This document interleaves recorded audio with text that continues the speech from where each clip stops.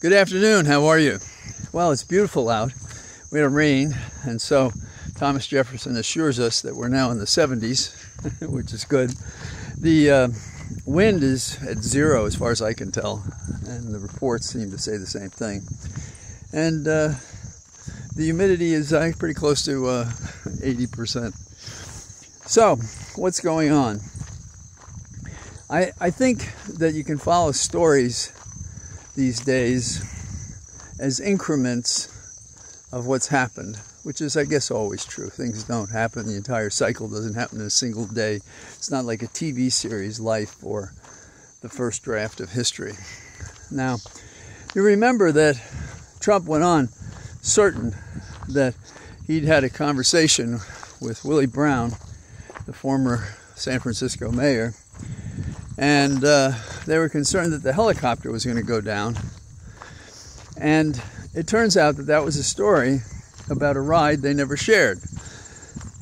Now, it apparently found its way into the New York Times, and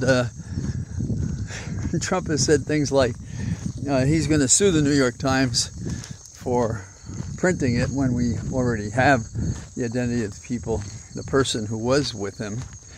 And so we have Willie Brown saying, if he sues the New York Times, I'll sue him. Isn't that perfect? Now, on this Monday, we're going to have Biden present at the opening of the Democratic Convention, and he's going to be there with Harris. And by the way, Harris now has, by her own campaign's report, $370 million for ads to circulate after Labor Day and all the various ways that one can circulate a message in a political campaign. Now, the Trump campaign seems to be missing the facts here. And these are facts that are not just being stated by somebody anonymously that's overheard and restated. No. The Bureau of Labor Statistics said, well, basically, it's getting hard to complain about inflation when it's at 2.9%. Still Trump tries. Still Trump tries. And it's getting hard to complain about illegal border crossings when they're the lowest they've been in 4 years, 32% down from June alone. And there has been actively deporting those who deserve it, something like 92,000, and they went to 130 countries. So you would think that would kind of be the end of it. Also, the complaints about food, we have a policy endorsed by Kamala Harris to prosecute food suppliers, manufacturers, for gouging the families that shop in their stores. So that's pretty amazing, and that goes right to the question. Also, we can't ignore the fact that soon, and I don't know how you'd measure that in weeks or months, but soon the Federal Reserve will look at it and decide that the inflation rate suppression is not a passing thing, and probably lower interest rates, even at a time when people are buying houses again at the current interest rates. It's pretty amazing. Now, moving on to Trumpisms in the sense of who can think of something more brutal than Trump in almost any situation. And let's go to what I've always thought was one of the clearest cases that they've done everything they can, the Trump people, to try to keep it off the front pages, to keep it from being heard, to keep it from going forward. And I'm talking about how Brad Raffensperger, Georgia Secretary of State, had a taped conversation in which Trump was basically asking him to give him sufficient votes +1 to have a higher vote count from the 2020 election and to carry Georgia than Biden had. And he refused to do that. And you would think the tape and everything would be enough. Now, Raffensperger apparently is transparent to duty, meaning he's a Republican, but he's not trying to be a hack. In fact, that's a little unfair to say it that way. He is not a hack.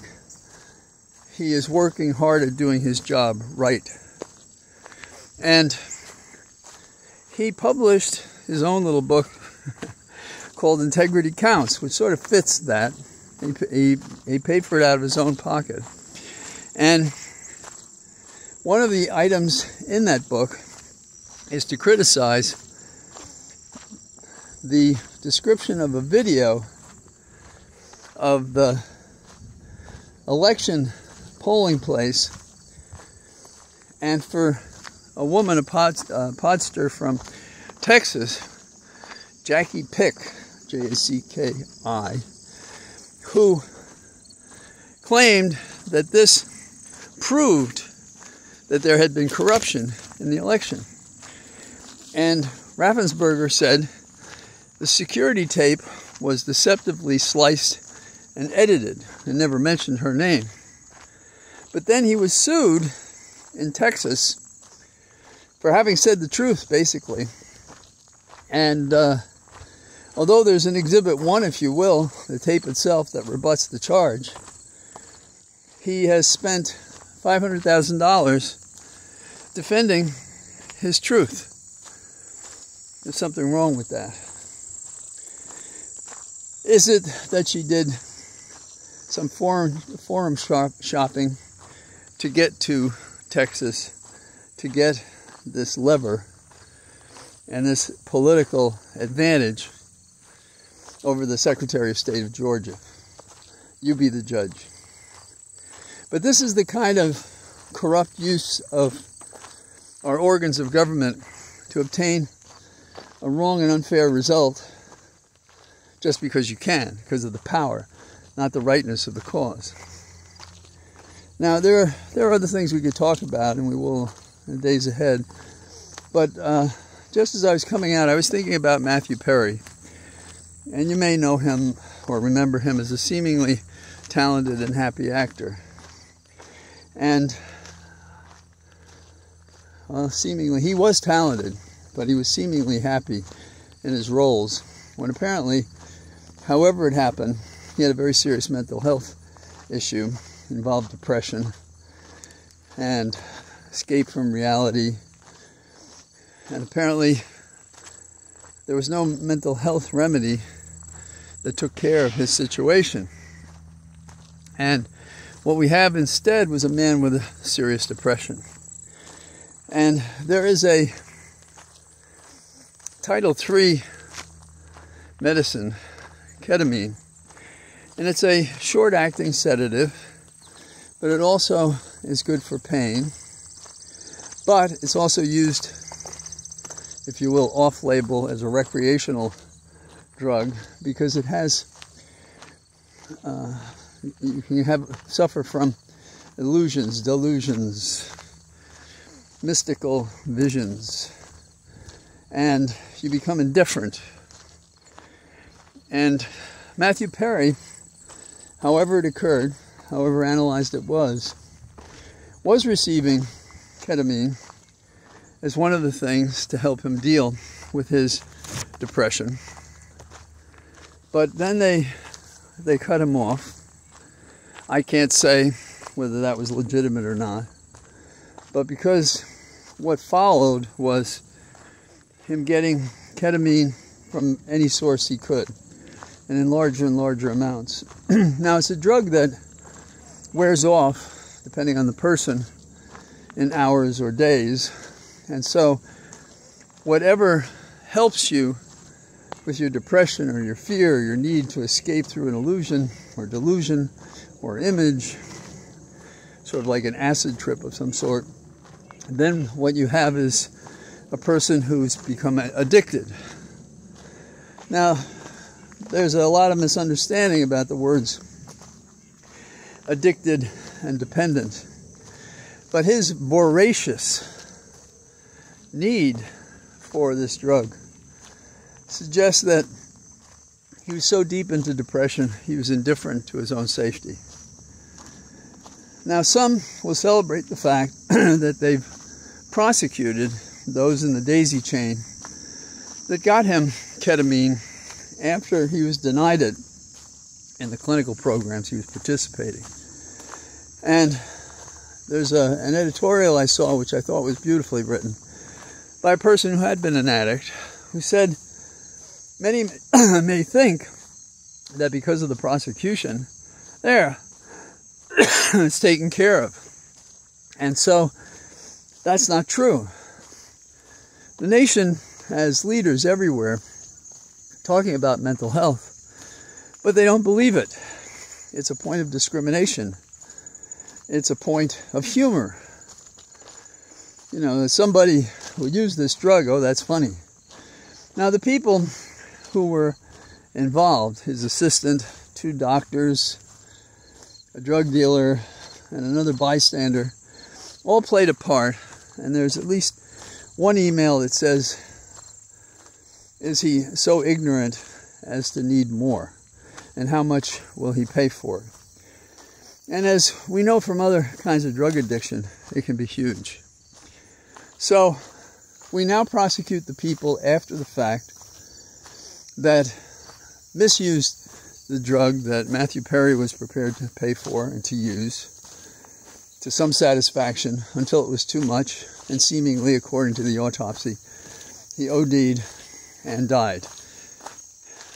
In probably a very comfortable setting, but his hell on earth before he departed these illustrious natural places. This is sad on several levels, because what if the nation took seriously mental health? What if he had gotten into a program? Would we have saved him? Would we have wanted to be saved?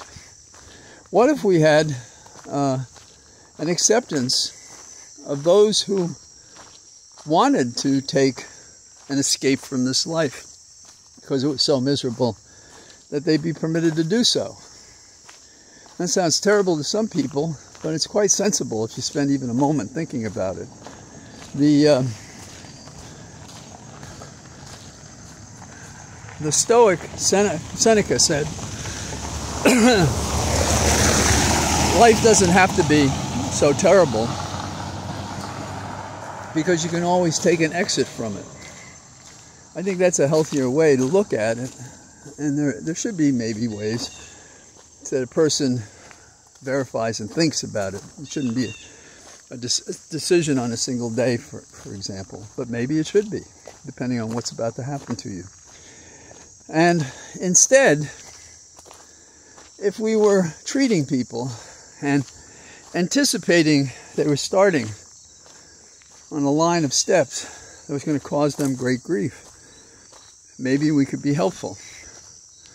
Now, it doesn't help that when this drug is administered legally as a Title III drug, that is the third one, which, we look at steroids and so forth in Title III. And in that situation,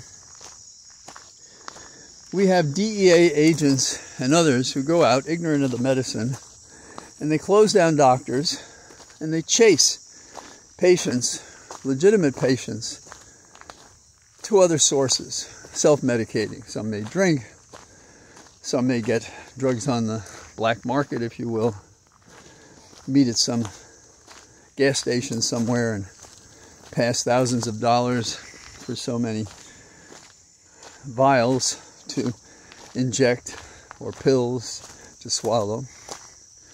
And we act surprised each time we do this. And you see the prosecutor, like pumping the air, although he didn't do that, but verbally, that's what they do. See, we got them. Well, he's dead. You missed the point. The point is not to get the people who gave him the drugs, as much as it is to save a person like Perry with a dedication to mental health that doesn't exist in this nation. In fact, it's been eliminated. It's in the way. It costs too much money. Who needs it? Who believes in it? And it's not a physical science, but we've traveled these roads for years now, and we know that it makes a difference. So we have to be aware of two things. One is the failure to take care of those who need pain medicine and treatment. And secondly, prosecutors who don't give a damn to get it right because they go and arrest doctors who are healing, not dealing. So that's our American health challenge. And we're hard put to get any politician to come out and say it because, heavens to Betsy, we spend so much time persuading people that those people are all addicts. There's no use for pain medication, and people supplying are just taking money from them. And these people are addicted, and we're saving them by getting them off the medicine so they're even crazier. So that's one of my issues. So for those of you who know about pain, you know what I'm saying is true. And everybody else, learn about it, because as we get older, this thing we travel around in, this thinking meat, if you will, well, the guarantee, the warranty on it probably ran out at 40. So we've been living on this ever since. And the better we treat ourselves, the better the style of life, the longer the lifestyle might be enjoyable. So that's what I have to say today. And like I said, it's a gorgeous day. And with any luck, I'll be out again tomorrow. So from my cathedral of trees, I say goodbye for another day. Bye-bye.